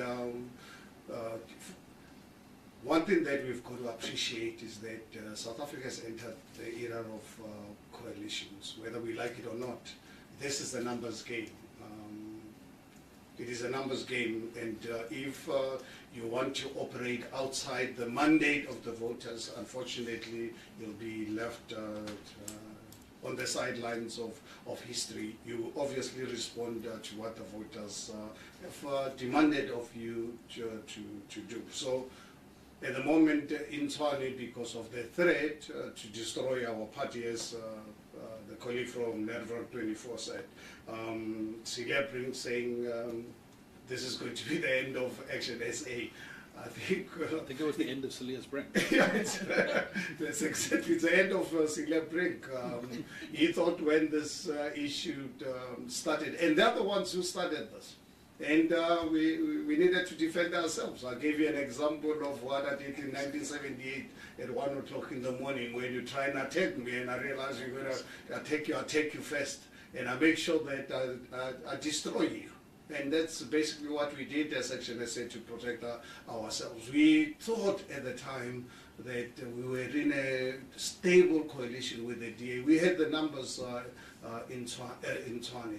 And all of a sudden, it comes to our attention that DA wants to end our life, wanted to be another Aham or Cope. We said, no, we are not. We are ActionSA, and we're going to protect ourselves. And that's exactly what we did. Yes, the last few days has been really exciting for us as a party. We are now completely independent. The voters out there are aware now that ActionSA is actually a totally independent political party. It's not aligned to any other party. We'll always act in the interest of the people of South Africa and to protect our own political party. Regarding Johannesburg and Ukubeni, definitely we're not really chasing to really be the taking over mayorship. I think we will really see how we can better participate in ensuring that we can turn around those municipalities. As you are aware, 2 years ago, to demonstrate our commitment to the stability of our country, 2 years ago when Popalazi lost as executive mayor, we and us as ActionSA and Freedom Front Plus managed to get the PA to work with us to protect the DA mayor. What happened? Unfortunately, as ActionSA, being prepared, we only had 3 MMCs at the time. And we were the second biggest political party in this coalition. I don't know if you're aware, at the moment ActionSA is the 3rd biggest party in this. And unfortunately, DA refused to protect Mpopalazi, which is really quite unfortunate. And I find it actually very strange with what the analysts and the Celebrings of this world are saying about Celebring. But colleagues, please let's really be let's not have double standards. When Johannesburg was collapsing, honestly, we never experienced the level of attacks and insults we received when we wanted to defend ourselves in Tshwane. But when we wanted to save the DA mayor in Johannesburg, Dr. Mpopalazi, who I had the privilege to work with the 3 years I was a mayor, complete silence by analysts, by the media. But Celebring, it must be some kind of a special person. I think he was projected to really be the best mayor the world has ever seen. But fortunate enough, the numbers actually speak for themselves. And Dr. Moya will be unveiling the actual status of the city of Tshwane in the coming days. So he's still settling in her office. You will see, as you guys are aware, DA did not take over Johannesburg, sorry, the city of Tshwane in 2021. They've been governing the city of Tshwane since 2016. Since 2016. And us as ActionSA, we put the DA in Tshwane. We put the DA in Johannesburg. We put the DA in Ekurhuleni. I don't know if you've forgotten that the DA pulled out of negotiations with us 2 days before the election of the executive mayor of Johannesburg and Ekurhuleni and Tshwane. And us as ActionSA, on the day of those councils, we mobilized enough votes to keep ANC out. But unfortunately, DA collapsed all those municipalities. I've always said to South Africans, in fact, I think I put it on social media the other day, that I actually invite the scholars in this country to really look at the common denominator with the collapse of governments since 2016. I really invite anyone, any scholar, to do research. Anyone doing a master's program, very important to, you will see who's been responsible for the collapse of these municipalities. And in terms of navigating of positions, I think for us as ActionSA, when we take decisions, we put people of South Africa first. And some of the decisions we take on a short-term basis, people might really think we are unfair or we are flip-floppers. We take decisions that will ultimately make sure that we provide services to all the residents, but at the same time make sure that we unite South Africans. We cannot accept corruption. We cannot accept any political party that's going to polarize South Africans along racial lines. We'll do everything possible. On a short-term basis, you can insult us, call us whatever names. We will stand for what we believe long-term is in the best interest of South Africa. Thank you very much.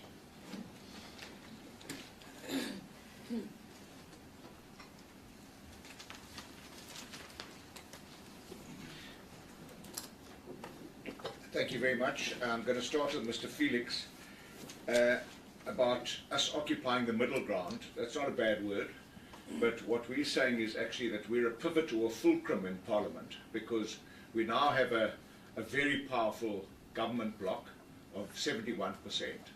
And on the other side, in the opposition, we've got a brand new political party with no opposition experience.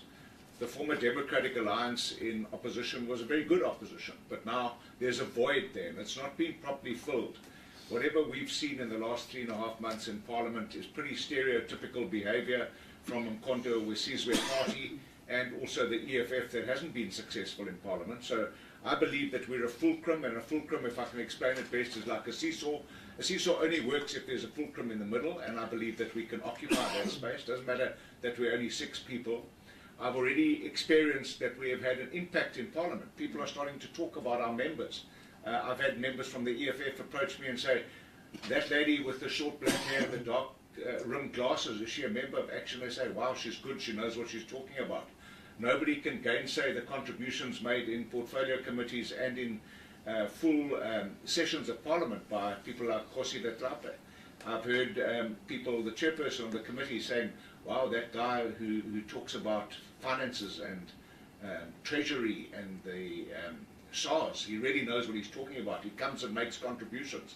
So I believe that we can box way above our weight division simply because we arrive better prepared, more professional, and more committed to being that fulcrum that is so important to make any institution or organisation work. Lulama from SABC, we did lay criminal charges. I'm going to ask my colleague Malebo Kobe to deal with the exact charges, because she laid the charges, because the charges had to be laid where the crime took place in Limpopo province, and she went there with the chairperson of ActionSA in Limpopo, and she laid the charges. So when I'm done, I'm going to ask her just to make some comments about that. There is a question on Thursday in Parliament. It's been asked by Glynis Breitenbach from the DA with reference to the President's comments that he made in the National Council of Provinces on the 12th of September, talking about the report which he requested from the Minister. So there will be an opportunity to take up all the issues, all the correspondence, every comment we've made, the charges that we've laid, the letters to the Public Protector, the letters to the Speaker. I'll be raising all of those issues, and the fact that there's been radio silence from all the people in that regard. In fact, my meeting with the Public Protector was alarming, because they showed no appetite whatsoever to proceed with this investigation. We're going to be watching what the Hawks are going to do regarding their investigation. So we will certainly use every opportunity to make sure we hold public office bearers, especially ministers, to account.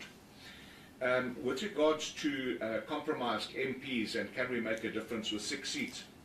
Well, the one thing that my colleagues will attest to is that I had a previous political life, and I remember I've been inspired my whole life by people like Helen Suzman, who was the only member of Parliament in her caucus, and she made an incredible difference. So we tick 6 times potentially stronger than that, and we've already seen that we can make a difference. So I have no doubt that the 6 of us will make a difference, and if you use every lever to influence people by encouraging them to do the right thing, And if they don't do the right thing, you expose them for their reluctance to do the right thing. So we're going to use honey and the stick to get MPs to do the right thing. And I believe we can be successful with that. Sorry, I didn't know it was Bennett or Mr. Bennett. I just want to say one thing. I'm sure Mr. Mashaba answered the question around Salias Brink and Tshwane. All that glitters is not gold in my life, and I've seen that so many times. But I do know that Dr. Nasipi Moya is nobody's puppet, and she's not there alone. She has got the support of this caucus. She's got the support of every member in this caucus. We spoke about it this morning in our caucus committee and last night when we had a meeting with our president. She's got the support of every member in our Senate, and she has the support of our national leadership. So she's not alone, but she has already shown in 2 weeks, once as an acting mayor, 1 week, and 1 week as the mayor, that she's nobody's puppet. So people who are calling her a puppet, that's premature. Wait and see. Die stof gaan trek in Tshwane, dis verseker. And then, with regards to Minister Semelani, what evidence do we have? Well, the evidence keeps mounting. We had an interaction with the minister where the more questions we asked her, the deeper she got. Recently, she appeared before the ANC's Integrity Commission. She made some statements there. Latterly, we've heard that she was encouraged to withdraw those statements. The statement said that she reported her VBS allegations to the President in 2021 when he appointed her as a Deputy Minister. Well, if President Ramaphosa needs time and space, he's known for requiring a lot of time and space. 2021 to 2024 is enough time and space to deal with a minister that has a cloud of corruption hanging over her head, and we're going to put more and more pressure on him to deal with that. Why the delays from the President? Well, you know, I can't answer that, but he has shown that he has got scant appetite for taking action against members of his executive committee. What do we expect? Well, we expect, at the very least, a resignation, or a suspension, or that she gets fired.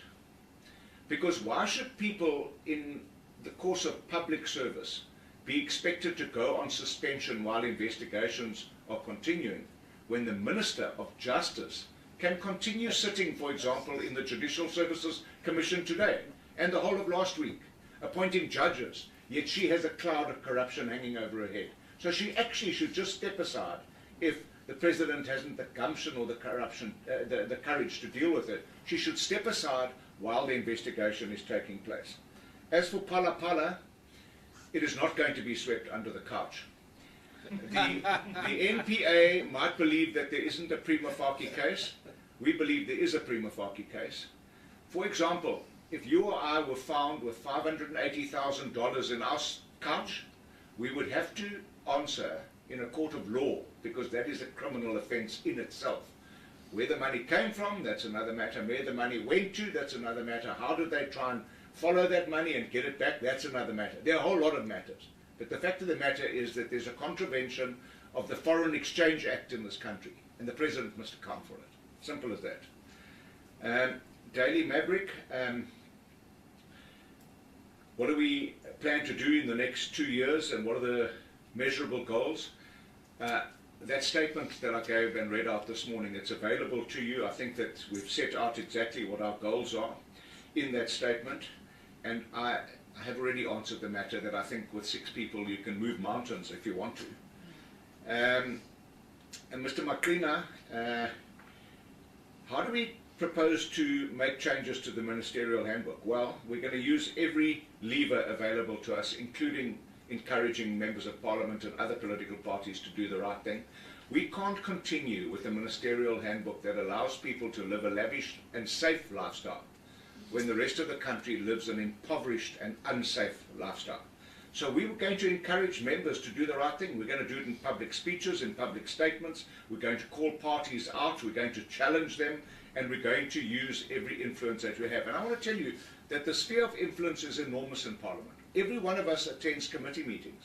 We don't do that in a vacuum. We sit there with ANC MPs, EF MPs, MKP MPs, DA MPs. We're building relations. We're starting to get recognition because we're serious about fixing South Africa. That is our fundamental slogan. It's the only slogan that ActionSA has. We're not a sloganeering party. Our slogan is we want to fix South Africa.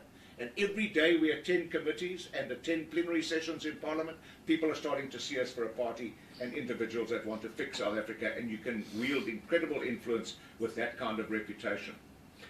As for compromised caucuses, with members who appear now in Parliament with impunity as if they aren't implicated in state capture, to me, I think that honeymoon's going to be very, very short-lived. What I found incredibly encouraging last week in the Judicial Services Commission was when we were appointing judges to the various divisions across this country, all the people that are in the field of justice, that means attorneys, advocates, Chief Justice herself, judge presidents, they were all saying we need judges with criminal jurisprudence experience because the state capture cases are coming. Now, isn't that amazing? We've been waiting for years, decades, and people in the JSC are talking.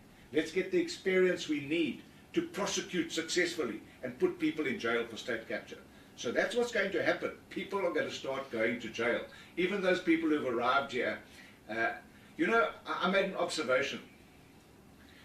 MKP arrived, quite to everyone's surprise, and I think their own surprise, with 14.6%. They all arrived for the first 2.5 months, they wore camouflage uniforms. All of them. Backpacks, jackboots, berets, you name it. And then when they realized after 2.5 months, it's not really different to the other party that wears overalls. You need to have a bit more substance than that. When the new state capture guys arrived in their jackets and ties, all of them start wearing jackets and ties. You've got to be about more than that. As a political party, you have got to have integrity, and you've got to have the kind of attitude to being a public representative that is credible and trustworthy, and they haven't achieved that yet. Lastly, with regards to the metrics being premature, I'm going to ask Michael Beaumont to respond to that question because they're a living assessment of metrics. I'm sure Michael will speak to that. And then, in conclusion, before I ask Malebo to speak and then Michael, in Tshwane, I think it's so exciting in South Africa that we have a different option. In the GNU, we've got 10 political parties. It's pretty much mirrored in the Provincial Government of National Unity in KZN, also pretty much a GNU, same parties. Now, in Johannesburg, there's a different coalition. And Tshwane, there's a different coalition. And there'll be more going forward. And the people of South Africa will evaluate and measure which one is successful, which one isn't successful. When you have choices, you can make choices. When you have no choice, it's Hobson's choice. Malebo?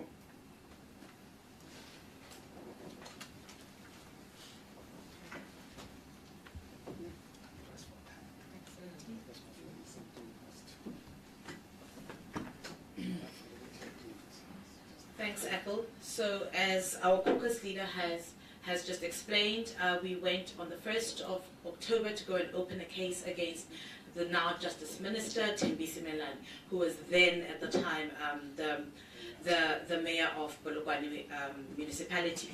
So we decided to open it in Polokwane because that's where we believe that the matter took place.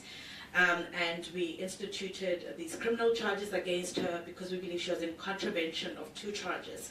So that's the PRECA law, the Prevention and Combating of Corrupt Activities Act of 2004, and also the common law of forgery, because we believe that the contract that was produced between her and Gundo Wealth Solutions, that is post facto, was actually forged in order for her to sort of legitimize this transaction, which we believe initially was illegal.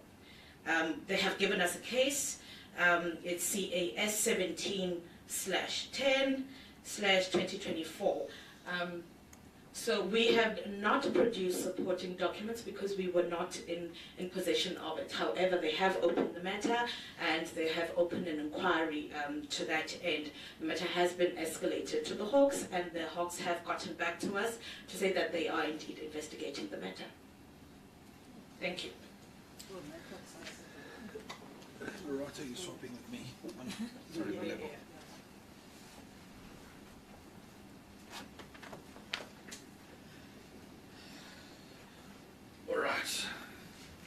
glad Herman and Athol have dealt with the Tshwane stuff, because I was going to be less polite about it. But I must tell you, as just a side note, it's interesting that the people who ask these questions will not ask whether or not the DA are puppets in the GNU.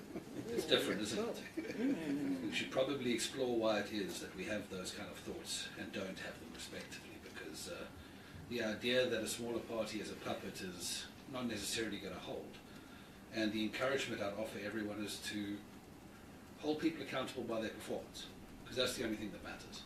If that government delivers, it will be praised. And that's the only language that South Africans ultimately will care about in the long term.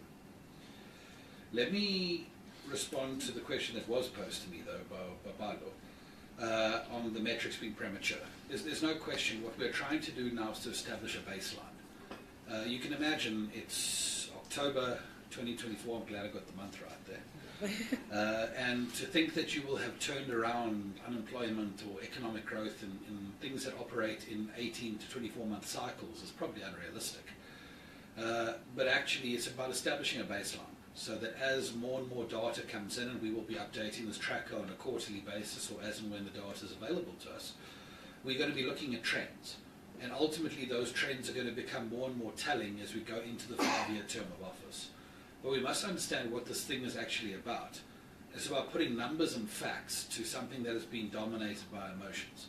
Because ultimately, a person who is unemployed and has been so for the last few years is not going to be able to take any of the kind of things this government is offering and eat them, or provide electricity for themselves or any of those things. They're going to need tangible change in their lives, and that's why we need to measure these particular elements of performance. As it relates to your question of conflict between our municipal and national position, and this is an important one because what ActionSA decided, and let me address the broader set of questions, is that our position that we had prior to the 29 May elections, we won't work with this one, we won't work with that one, put ActionSA in a hell of a corner. Because what do you do then when the people you are working with are failing? Now you must work with no one. In a world of coalitions, you must just sit there in the corner and wait for your next election. It can't work that way. And I think it's a bit of a maturation we've had to undergo as a political party to say, we shouldn't actually say at a broad level we won't work with all of these different parties. What we should say is that each and every decision about who we will work with and who we won't should be based on the people and the municipality or the geography under question. So it might very well be that another municipality arises in which we choose a completely different configuration of political parties. But it has to be about what's best in the area in question.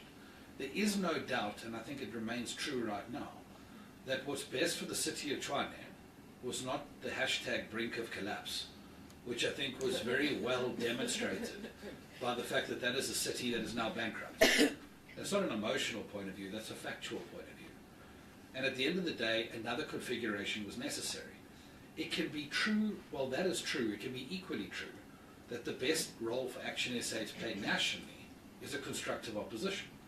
Because a scenario where 71% of Parliament is in the government is really bad for the idea of transparency and accountability, especially when the official opposition party does not appear to have any sense of what it means to be an opposition party. Now, I think from that point of view, we must base each decision on its merits, and that's what you're going to hear from us going forward. And I don't think these things speak to contradictions. They speak to principles that need to be applied to a different set of circumstances that are at play in each particular decision.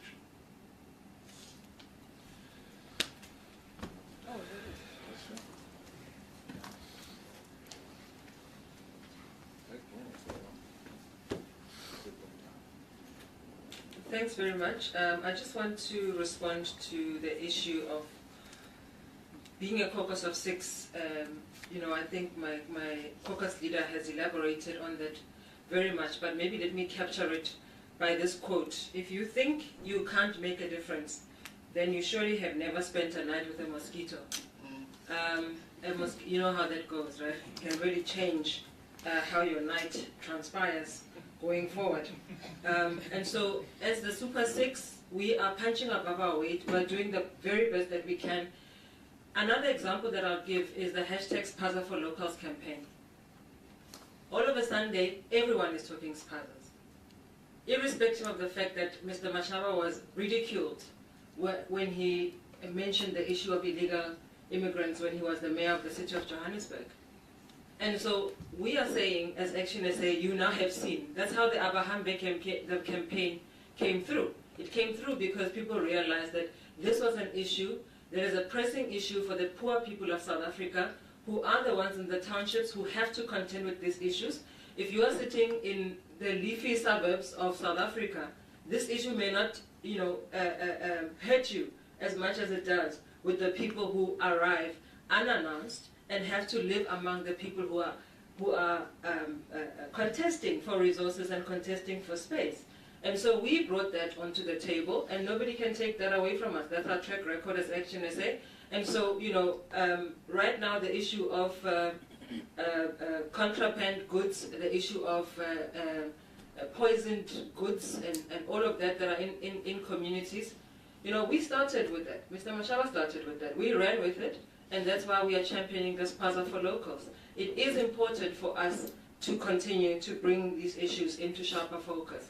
The issue of the private members bill with regards to particularly flowing from the issue of Dr. John Kloppe, we believe there is actually a great opportunity for our country to put this issue on the table, to say it actually doesn't follow logically to have the lawmakers of our nation, ourselves, members of parliament, not pass the fit and proper test, and yet the people who must implement or adjudicate those very laws, their standard must be higher. It just logically, it doesn't make sense. And so what we are saying is that we are going to make sure that this issue is brought before Parliament in the same way with the private members bill. I think my colleagues will be working on that, and that will definitely be in process, because we believe that the people who must represent the voices of the people of South Africa must be fit and proper, must be beyond reproach, and must be people who are credible and with integrity. Otherwise, this is how we got to this point, where we've got reams and reams and reams of the state of capture reports that the president has been given, and yet we have not seen. And it's good news now that the caucus leader has shared with us that people will begin to be going into orange overalls. We absolutely cannot wait for that. I think that I can take another round of questions if anyone has them. Otherwise, we are open to one-on-ones if you would like to have them. I know that we are all pressed for time, but I'll take your lead on that. Just one clarity again from me, Mr. Trollip. You said you had a meeting with the public protector on Minister Simelane. In your statement here, it's not clear. It doesn't say when was the meeting. Just those clarities. When was it? Matthew will help me on the exact date, but let me just take you through the chronology. On the 26th of August, I wrote to the public protector to say this matter is now broken into the public. We request a private investigation, independent investigation. She wrote back about 3 days later and made a commitment that she would respond to my correspondence within 10 days. She missed that deadline. I wrote again to the public protector to say, you missed the deadline, can you please give us an undertaking of what you're going to do? They wrote back and requested a meeting. I agreed to the meeting. The date was changed to 2 days later. I thought it was a personal meeting, but turned out to be a Zoom meeting. And in that Zoom meeting, they asked me more questions as if I was the person under investigation. And I realized that there was no appetite. I then corresponded back to them to say that this matter needs to be investigated because there's new evidence that's come to the fore. One of their main issues was, why am I raising an issue that's 6 years old when there's a prescription period of 2 years? And I said, well, firstly, I'm a brand new member of Parliament. It's only come to my attention on the 26th of August, 2024. Now that it's in my attention, I want it dealt with. They also asked me a whole host of other questions about why they should investigate it. The meeting was on the 19th of September. So I wrote on the 26th of August. The meeting was on the 19th of September. I even told them in that meeting that I detected a reluctance to investigate. And if they didn't investigate and didn't respond positively before the end of that week, then I would be laying criminal charges. So I did give them notice. And there was no appetite. I can say that categorically. There was no appetite, a lot of prevarication, backwards and forwards, and asking me questions as if I was under investigation. Anyone else?